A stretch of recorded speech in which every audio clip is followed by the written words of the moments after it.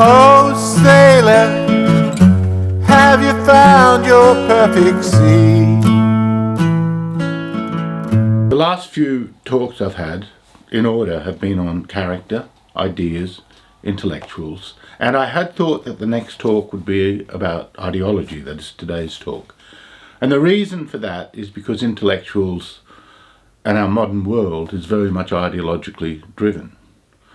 But thinking more closely about it, I thought it's not just a question of it's this ideology or that ideology, this is the right ideology or that is the wrong ideology. And in part the problem is ideology itself is a problem. Any ideology is a problem. But then I started to consider that actually it's really an outgrowth of the impact upon philosophy upon the modern world, its position within the modern world. I might have said in an earlier lecture or talk that previously, until modernity, although there were philosophers, their role in social reproduction, their importance in life was very, very limited, because their institutional, in a sense, containment, or originally the lack of any institutional placement, meant that they were just, ideas that people had, discussions people had, and the way in which the society directed itself, they didn't have much of a role to play in that. And all of this changed in modern times. And as I've said to you before, one of the notable and distinctive features of modernity is the role that is played by philosophy in shaping our various administrative, even governmental, economic, technological systems and others. Okay, so the question is, for me, is that I want us to consider is that given philosophy's importance in shaping this, what is it about philosophy that is decisive once it has institutional presence and potency? And the simple answer to that is, what all philosophers would say is reason.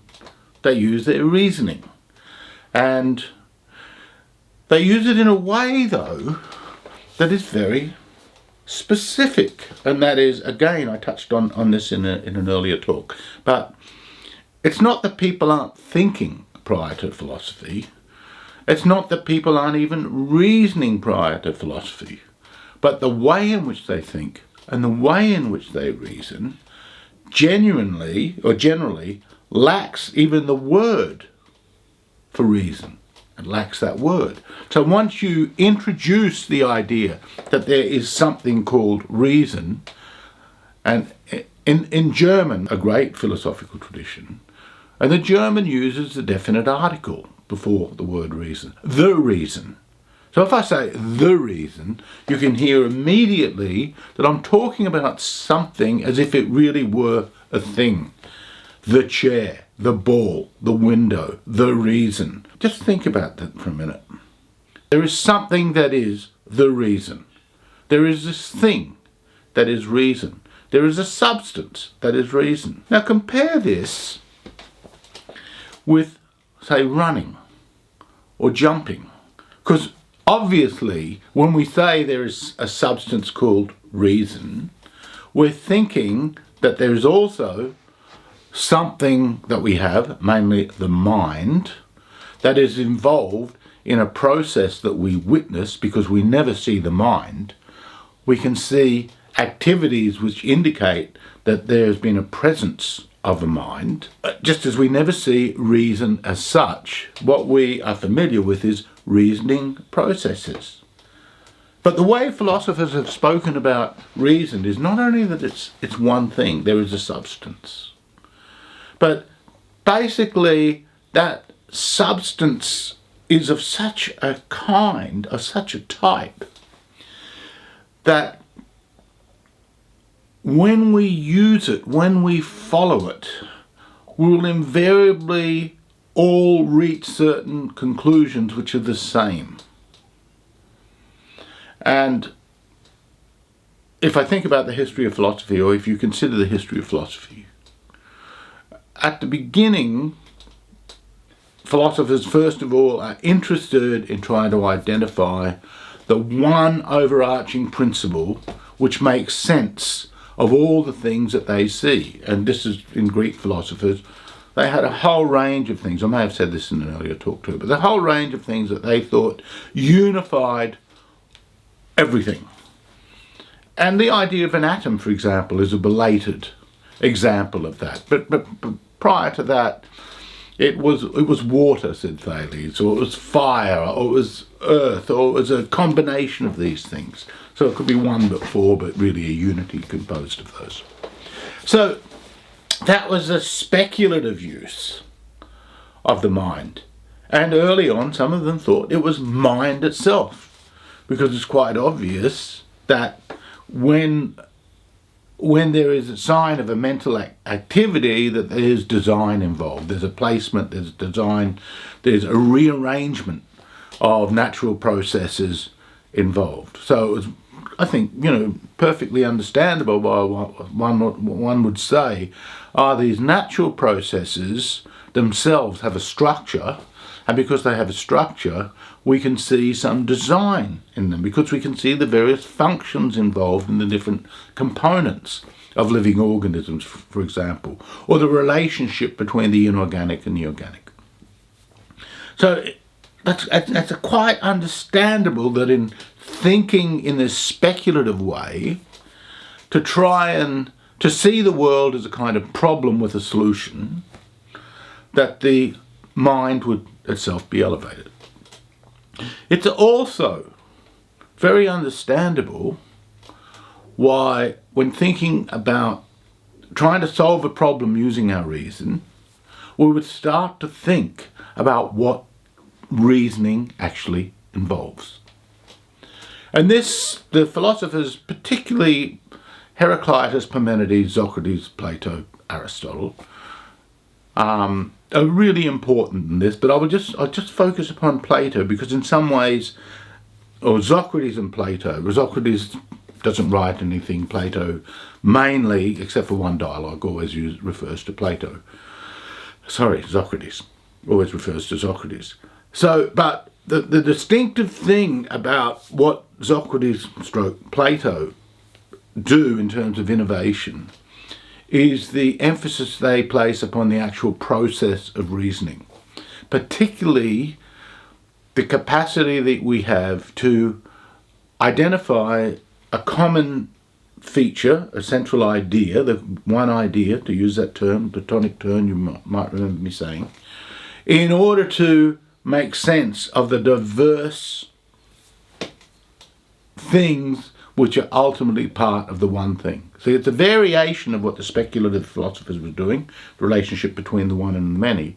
But now it's in terms of genus and species. So you ask after a particular quality. The ones that concerned Plato and Socrates were qualities of virtue. So what is wisdom? What is honour? What is piety? What is courage? Such virtues. So they were looking to see how could they identify the relationship between the idea and its parts, and how could they get people to agree. So right at the beginning of philosophy, there's a desire for agreement, to agree about things which are not of the same order as things are in the visible world, because in the visible world I can say, there's someone outside my window, and you say, no, there's not someone outside. Well, come and have a look, there's someone outside my window.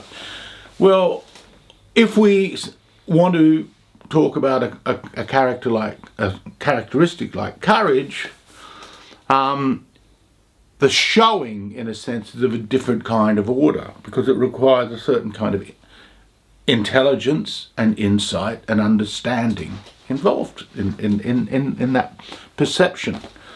I'm very conscious as I'm saying this of all these words which are part and parcel of our cognitive and metaphysical and intellectual and philosophical vocabulary, how they all have various shades of meaning, but they are all part of a common family.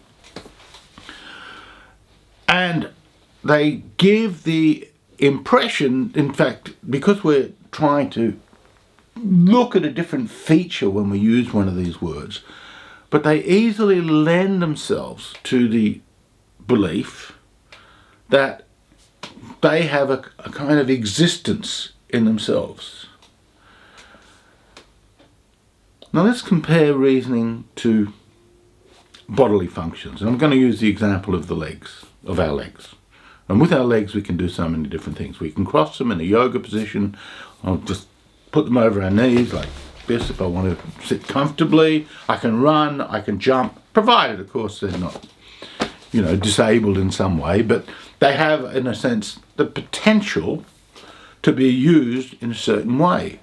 And to some extent, we might be quite limited in all the uses to which they could be put, because someone might come along and do something with their legs. I remember the first time I saw break dancing, for example. I couldn't believe what I was witnessing. Or the first time someone did tightrope walking or something like this. They're really refining the mechanics of their legs. And you see, wow, the legs. Not only do they all serve certain functions, we can do various things from kicking to, running to walking to jumping. They're all important.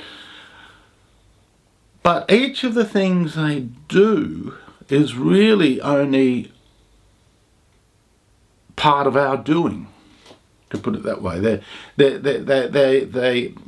We are able to use them, but we're only able to use them. It's not like we are the sovereign able to do exactly what we like, because what we can do with them is also limited by what they are. The particular strength we have, for example, in our own legs. So people all run different speeds. Some can really train, some can jump higher, all of these things that we do with our legs. Now, if I were to think of our reasoning capacity, then it's very similar to even though, and this is my point, is philosophers tend to not treat it in the way I'm talking about it.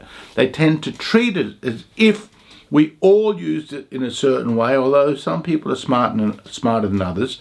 If we used our reason more, we could all come to the same conclusions.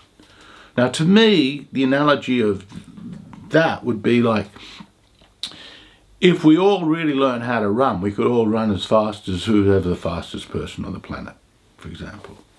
And I don't think that, I think most people would say, no, that's just not the way it works. So, is reasoning something that's really nothing like any of the other aspects of ourselves which we can witness in bodily ways?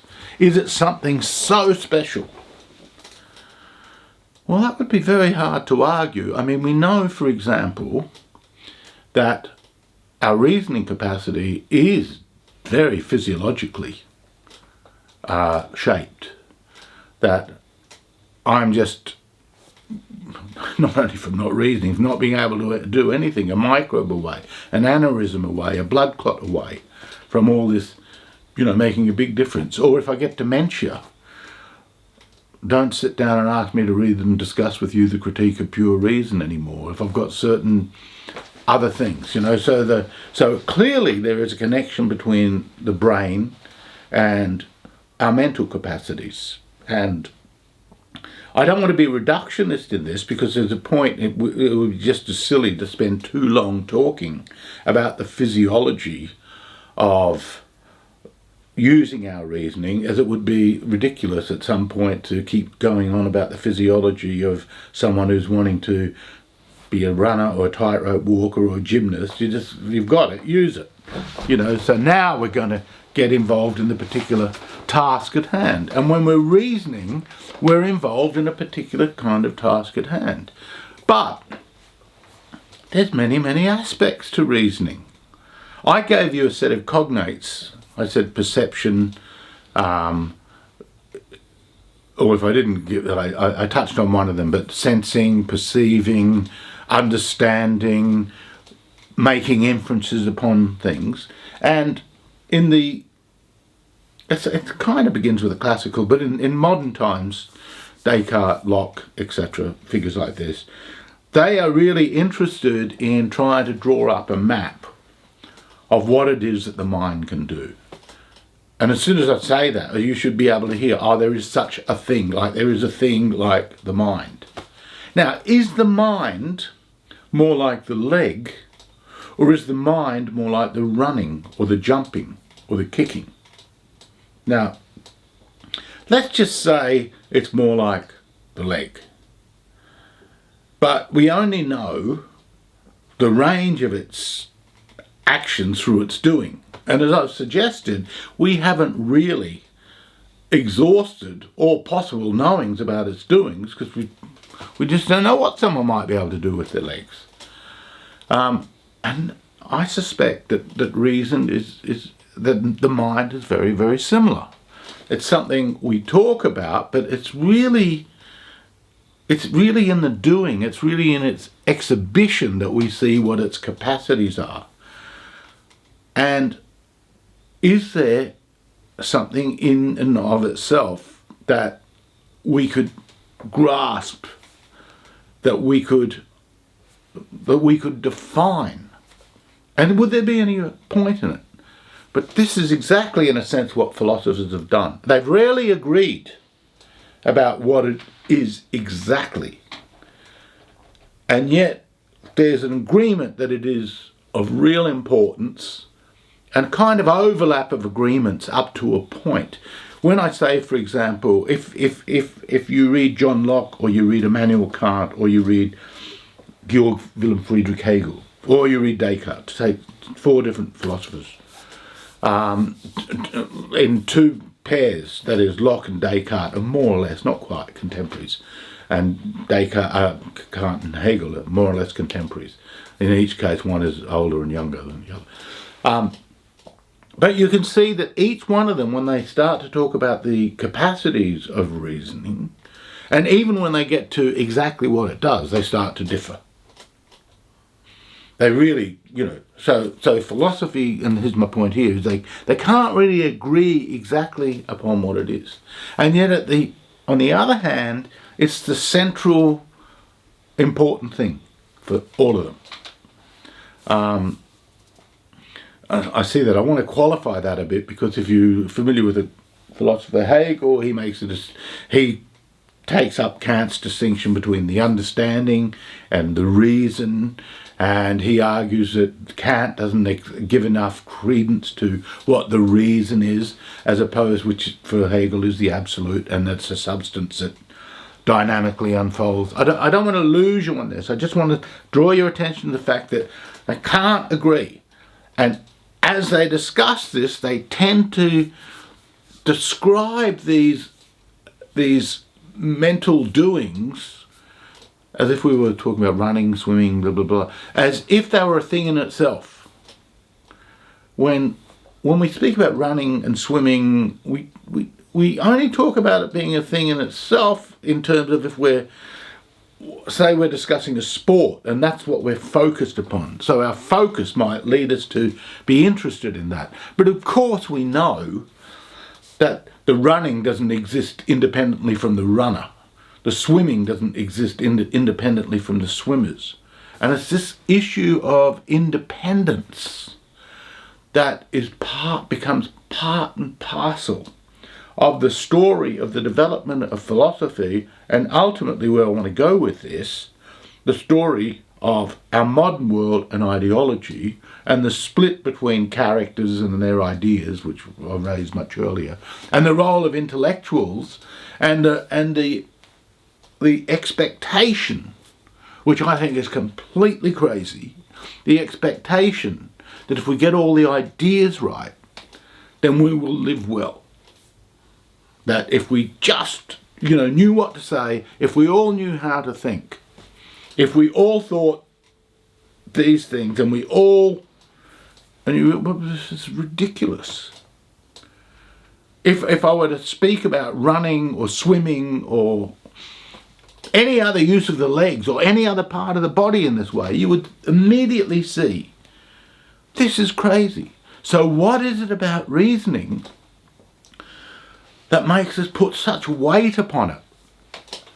And the weight, as I said, it goes back very early, because if you think that the world is an intelligent design, which, by the way, that's often attributed to biblical thinking. That's not biblical thinking. That's very Greek thinking. It's also modern philosophical thinking of this. When I say modern, for me the modern begins in the 17th century, so I use that in a very specific way. But they're talking about this. That's the biblical thinking is very mythological in that it's a story. It's not an argument. It's a story. It's a chronicle of something. It's a testament. It's all these things, but it's not reasoning. Whereas the philosophers, when they start to reason, they start to think about this thing called the mind, the reason, the intelligence, and all this Greek vocabulary that we have. And by the way, most of our thinking about matters of the intellect, including the various disciplines we have, we tend to use Greek words. You're not being logical. Logos is Greek, but biology, the study of life, the zoology, economics, in fact, most of mathematics, all these words are Greek words in origin, because the Greeks, God bless them, compartmentalized the world in terms of the disciplinary methods that they deployed using their intelligence to make sense of it, to try and study it. And this is a marvelous thing. Our reason, as I say, it's a great thing. Like our legs are a great thing, but to expect too much of it, to want us to think that we can make what we will of almost anything, that we can solve all our problems by reliance upon it. First of all, the first problem we have is people using it differently. People have different capacities. Let's just say, what Plato and Socrates were doing was they were basically thinking, and there's very good reasons that led Plato and Socrates to want to put such weight upon philosophy, and that was the sheer chaos of their world. And they both diagnosed the terrible turmoil of a specific war. And that's another thing, is it's very interesting to observe how different shifts in philosophy occur as responses to this great existential turmoil, very often of war or revolution, and then how they can also feed into fueling revolutions. Okay, so the Peloponnesian War was such a catastrophic event, and the Greeks were tearing themselves apart, and Socrates is looking for a way to try and restore a sense of virtue, bring people back to the basic virtues by having them better understand the basic virtues so they wouldn't do the kind of things to each other. He got, of course, executed for doing this, but he thought that they would stop doing these things to each other if they had a better understanding. It's a kind of beginning of a sort of therapeutic use of the intelligence to try and fix us up. In a way, that's Freudianism is a much belated variation of the same kind of essential hope that through speaking and getting people to orientate themselves, that this would enable us to be more cooperative with each other. That to me is not obvious, even though most philosophers and most ideologues all think this. They all think this, but I think that's not being very observant. And I hope that one of the things you're picking up on is what I'm trying to do with these talks, is to get you to be observant.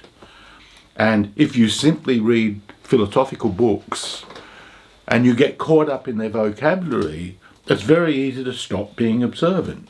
So the observation I'm focusing upon is this detachment of reason from life. Now, philosophers have very commonly,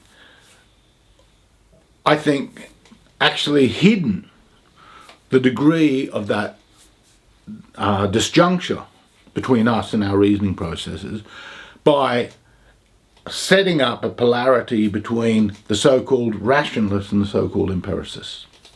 So according to this story, Plato made reason independent because he made the ideas independent. You can, as beings, they're independent from us. But Aristotle was an empiricist because Aristotle, by empiricism, I mean you simply study, observe natural processes, and then you come to conclusions about them and you build up, in a sense, you infer from those processes and you build up a picture of what those processes are. So that would not be, and he is not in this sense, he is not an idealist. He's not an idealist. He's not a rationalist. He doesn't give too much weight to, well, I think this disjuncture is rather infantile. Yes, if it helps you understand the difference between Plato and Aristotle, and they do differ, and they're both great, but the point I'm making is they're both engaged with it. They're both on the same page. They ultimately both do it, because what they've done is give a certain credence to what intelligence does and what it can do, and where reasoning fits in, and then to try and pin it down and try and get us to act in accordance with our reasoning in order to improve the world. Now, I keep coming back to, don't get me wrong, up to a point this is quite a good thing. The point is, where is the point? At which point do you have to be very careful about doing this? Now, in the history of philosophy, you'll see that there's various ways of grappling with what reason is and what its limits are. And I'll just mention a few now, which I think are very pertinent to what I'm saying. Because in the first instance, let's take a later figure like Friedrich Nietzsche.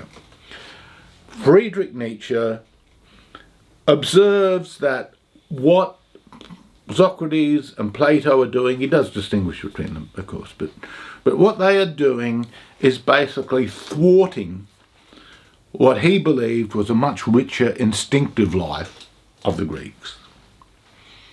And in a sense, reflection that was introduced by Socrates and then Plato to the Greeks was a way of making them stumble, making them, it's like a tightrope walker who starts to think too much and then falls off the tightrope. That's basically how Nietzsche sees it.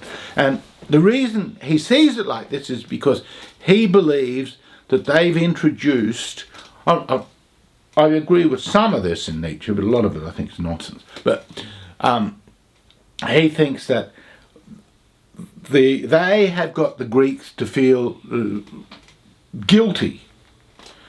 And that's why he will say Christianity is Platonism for the people. He sees Christianity and Platonism as very closely related, because what they've done is they've invented an afterworld. I'm saying it's more Plato than Socrates. As I said, you can look how he distinguishes, but there's a continuum. They've appealed to this afterworld, and then the Greeks have lost a sense of their instinctual life because of this. Now, and then Nietzsche goes on to say just how great Greek life was. It was an appreciation of the tragic dimensions of life. It was one in which people lived life to the fullest. It was one in which there was no good or evil. There was good and bad was the poor bastards that didn't have the strength and the powers and capabilities to be amongst the strong, so they were the weaker ones. They would be enslaved, poor bastards. But there was nothing. The Greeks thought goodness was vitality and vigour and power and all these things that Nietzsche likes. Now, unlike Nietzsche, Leibniz is not really interested in, breeding a Superman or anything like that, or a high man, and he doesn't have the kind of cultural critique that Nietzsche has running. And in some ways, I think that's to his advantage. But what he does do is he gives us a better understanding of the nature of the relationship between reason and instincts. Because as you see with Nietzsche, there's a polarization. There's the instinctive life, there's a reasonable life. Leibniz was a great reconciler of all philosophers and of philosophies, and he's quite extraordinary in this way, and he's one of the greatest thinkers to have ever existed, in my opinion. So, whereas Nietzsche wants to pit reason versus instinct, whereas Plato wants to also, in his own way, he's doing the same thing, because what Plato is doing is basically saying, if you can't define something, you don't know it. Now we know that's not true. We know that we do all sorts of activities that we know what we're doing, but we don't define it. Stevie Ray Vaughan is a fantastic guitar player. Hendrix is a great guitar player. Am I to judge their guitar playing ability on the basis of how they could articulate what they were doing? That would just be silly.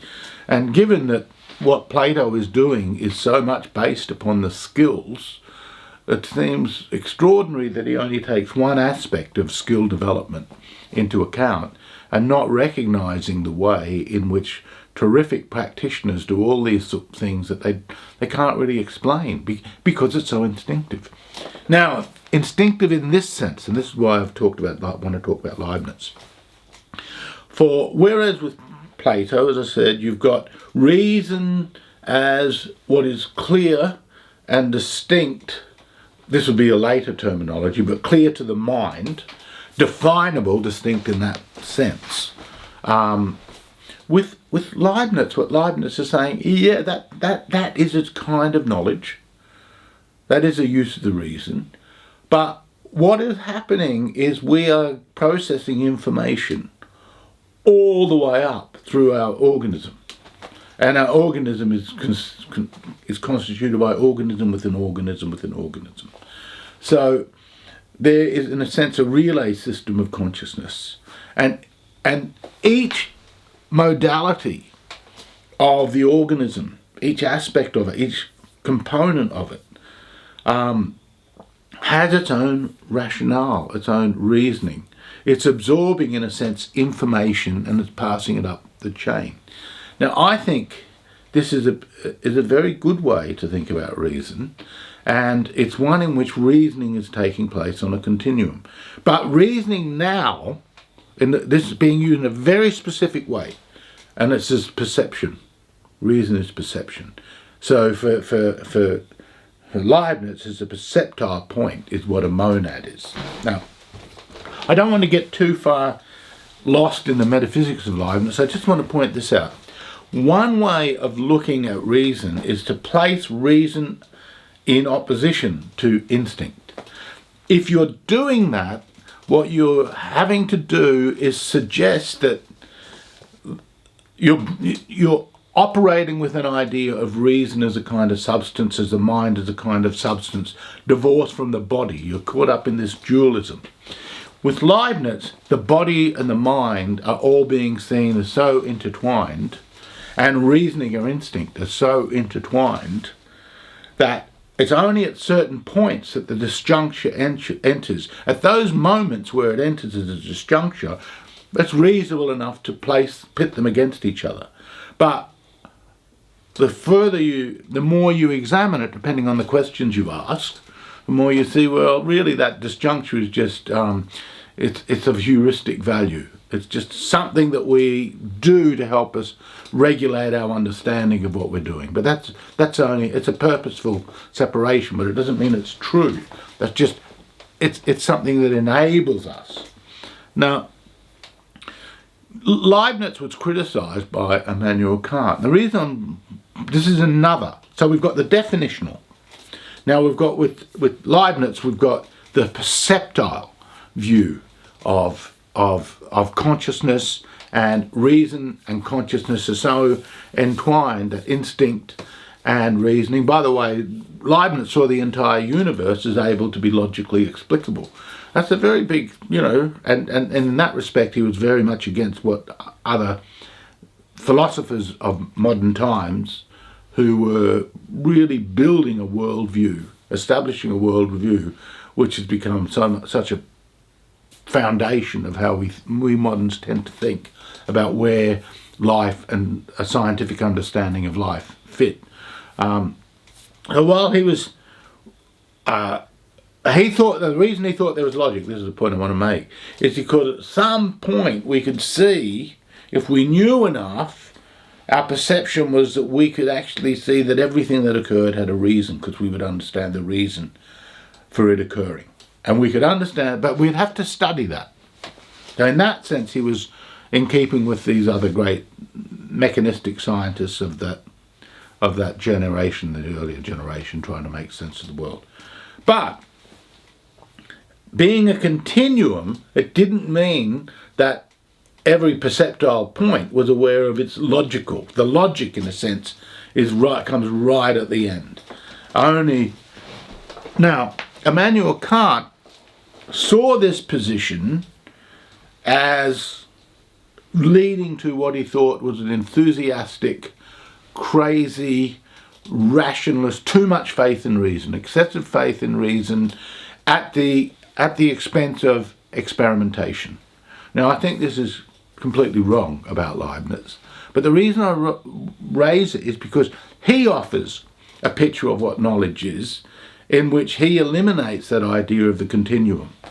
And in some ways, it has more in common with the Platonic, in some ways. But his basis for this position is that it's like a model, and he talks about the understanding. Very quickly, the Kantian system requires what he calls intuition, that is information that the senses receive, understanding, which is putting that information together in a judgment, and then making inferences with that, which he sees as the reasoning process, the reason. Even though at other times he talks about the reason being what is containing all these other components. By the way, that idea of the reason as spherical-like, in which all its components, constitutive components, are contained within it, that goes right back to Parmenides and to the ancients. And you can see it's a metaphor, but metaphor could be a similar. Ultimately, think of legs again and walking, jumping, running. You'd think, God, it's pretty stupid, isn't it, to think of. I would think of running, swimming, walking, boxing, tightrope walking, dancing. I would think of them as somehow being components of this circle called legs. So what Kant then wanted to basically argued is that knowledge is akin to a model of something. And in this Descartes had really set the stage for that, and Kant owes a lot to Descartes.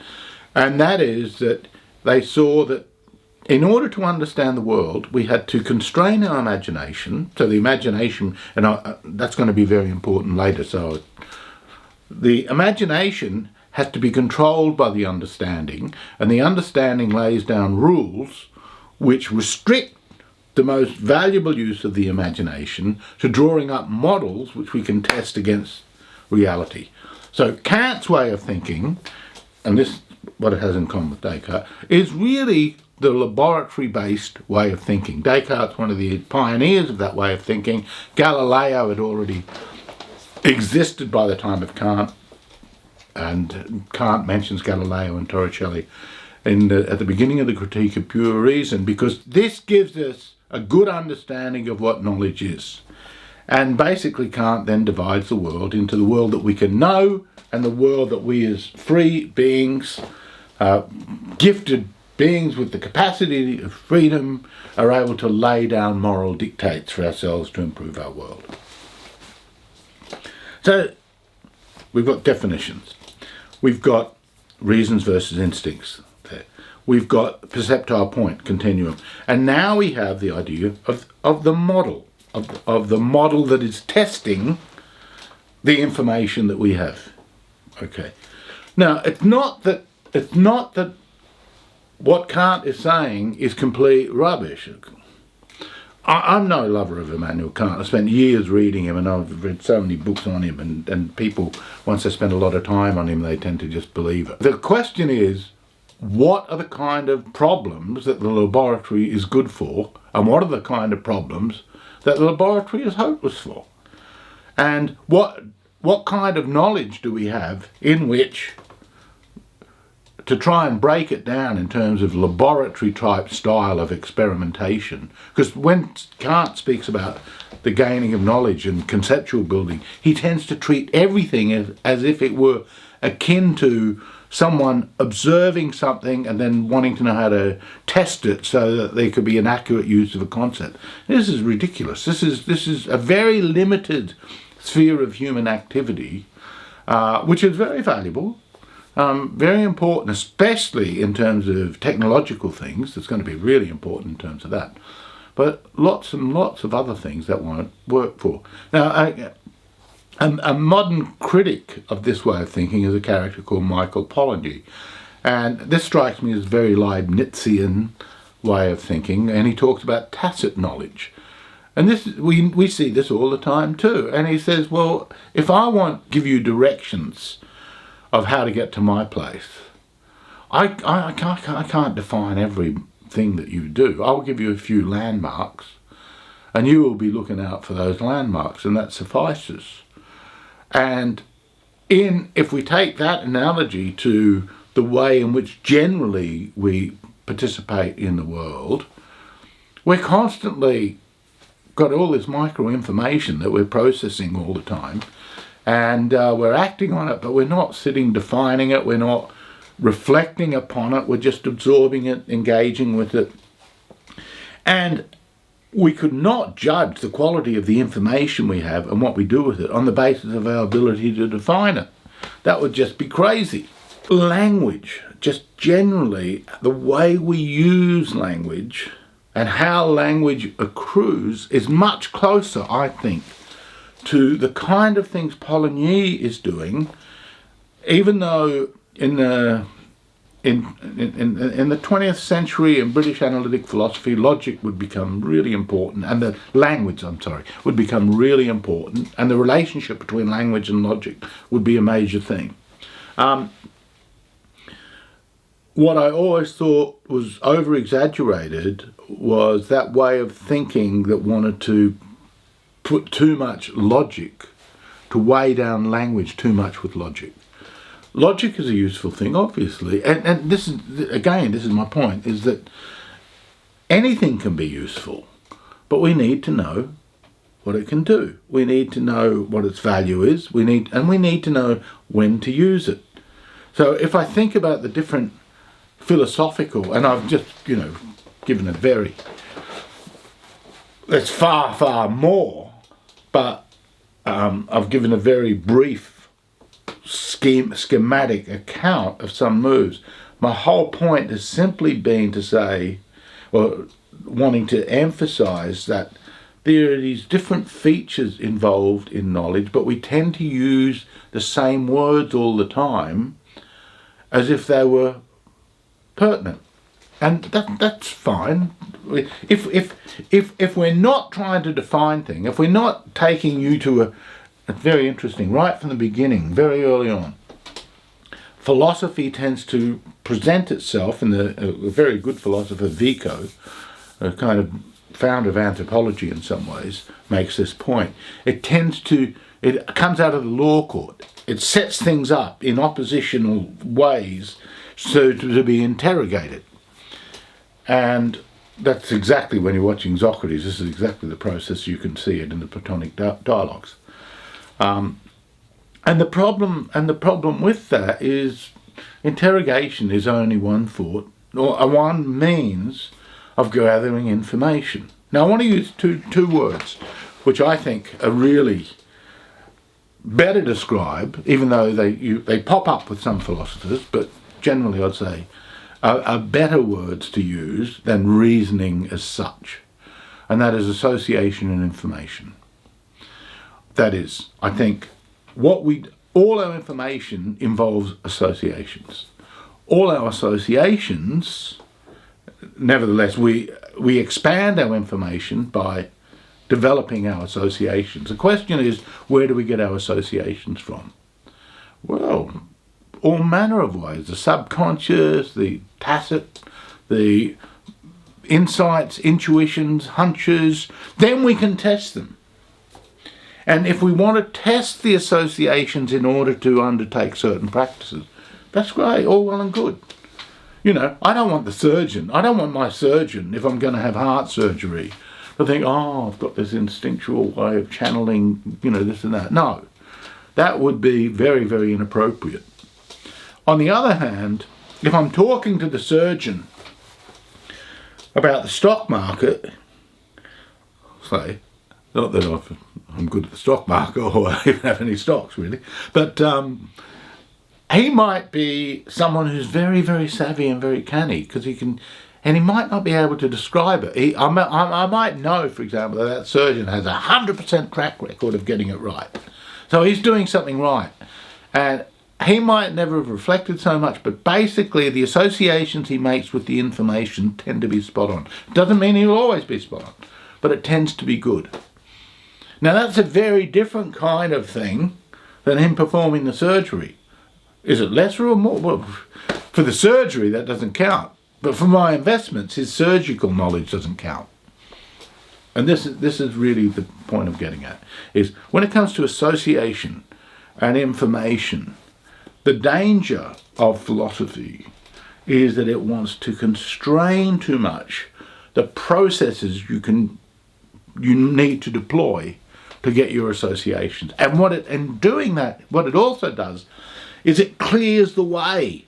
It clears out, it's like a spring cleaning. And very often, it seems to me, it throws out very valuable stuff. And so you see people, let's take John Rawls, for example. I can't stand him. But John Rawls comes up with this concept of justice. And it's based upon what he calls the difference principle. I don't want to go too far into it. I want to make the general point that what he does is he gets people to think in such a way that they would come up with a principle, and then they would apply the principle, and they would come up with the principle by ignoring all these features about themselves, so they could basically come up with something he thinks will be just for everybody. Now, the problem I have with this kind of thinking is it's asking you to play a game, and it's suggesting that justice, something I will do a talk upon, something, by the way, I think the word justice is so terribly widely used, and used so widely terribly, you know, it's just, and because of things like the kind of thing that Rawls is doing, and that is trying to find this philosophical way to really constrain how you think about it. No, I think this is diabolical. I think it's not the way to understand it at all. How to understand something like justice I can talk about later, but for this point I simply want to make the larger point. Reasoning is something we do. Whether swimming is something we might be able to do.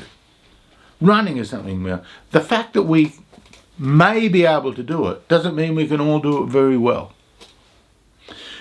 The fact that someone who may do it well will try to convince you of what it is that the conclusions they've reached, doesn't mean that you will be able to follow them in reaching that conclusion. Nor does it mean that you should have to follow them in doing that. Because although they've reached a certain conclusion, just as the use of my legs to run, jump, dance or whatever, doesn't mean I should only use the legs for doing this rather than that. And in the case, obviously this is an analogy, but when I'm thinking about with our reasoning, because the flow of information we receive from our life and from our world and from our loves and from our passions and from so many different aspects of our participation in the world, and that's the key thing. We're not observers. The philosophers tended to disengage themselves. Heard me talk about the independence of reasoning. Really what they've done is they've made themselves independent, overseers of life. But reasoning is something that doesn't happen above life. That's something we do within our life. And we all do it to various degrees, different ways. Well, maybe we don't all do it to various degrees in different ways. There are lots of people who are gaga. The children don't do it very well. The serious problem that we face, we moderns, I said we have all these processes that are very philosophically dependent, that founded philosophically, and they have strengths, like abstraction has strengths, but they also have weaknesses, and that's why they do tend to be fragile. And the terrible thing is that in order to make the process continue, it's required that we, in a sense, diminish part of what we are, part of our own capacities, by all getting in tune with this particular narrative or particular way of thinking about things. And this is I think a really dangerous and ultimately de-spiriting. It makes us less interesting. Okay, so with our associations, the centre point, and one philosopher who saw this was David Hume, though Immanuel Kant, where what he calls the productive imagination figures. In fact, very, very early on, the modern philosophers were really struggling over the imagination, and they tended to pit, as I said before, the understanding against the imagination. I think this is not very helpful, like so much. As you can see, one of the things I'm trying to do in these talks is to get you, to induct you partly in philosophy, at the same time to warn you about the dangers of this, that it's very easy to learn things, then they put you to sleep. And initially, when they're founded or invented, they do achieve something. They do help do things. But the idea that you can just simply learn this and off you go and you'll do great things, that's not right. It just doesn't work that way. That's not the, in a sense, I'll say it's not the kind of thing philosophy does well, but philosophy does a lot of things. Some of it is not good. A lot of it is not good at all. So to get to the good things about it, one has to think freshly. One has to reinvigorate it. One has to use the imagination. I said Hume was someone who realised the importance of the imagination, and he connected that to our capacity to make associations. And I think this is very true. But I'm laughing because I think of the ideological nonsense that I hear about the use of the imagination. I know a former colleague of mine, she's really nice, saying, we don't need prisons. This is part of a narrative around at the moment, because it's complete ridiculous, and it will lead to more prisons, not less. And she said all we need to do is imagine. And I think that's not imagining. To imagine things means being very specific, being precise in the associations and the details. So what I've been talking about is reasoning. I've wanted to emphasize that reasoning doesn't mean that there's something called the reason, any more than running would mean there's something called the run. Though there's a runner, and we may have a particular race, and we may use our reasoning in a particular way in a particular event, and we might want to give it a name, and we might even want to say this is a philosophy. That's great. And there's lots of different philosophers. They don't agree about what reasoning is. They don't agree about what truth is. They don't agree about what good or evil are. And so for us to place too much hope on that would be pretty silly. How often do you have to do something and still think that it works? So if someone is out there thinking all they need to do to set the human race right is come up with a new philosophy, I think they're being very silly. But we can learn from philosophy. We can learn from poetry. We can learn from singing. We can learn from loving. We can learn from all sorts of ways if we become more observant and more thoughtful. There's no short track. Someone who sat down for 10 years reading their Plato and Hegel, God, during the Russian Revolution, the Marxists used to think if they'd read their Hegel, they knew, how to make it work with Marx. They really knew everything. That's so sad, isn't it? Isn't that ridiculous? And in fact, the history of modernity is a history of folly, one folly after another. And it's occurred in parallel with the history of this tremendous technological advancements.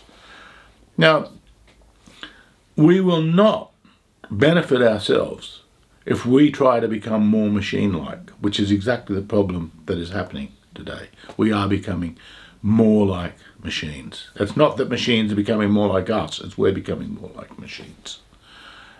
Our reasoning is a very valuable thing, as I said, but to want too much of it, which is exactly what happens with the ideologues, pushes us into hell. So next time I will talk about ideology.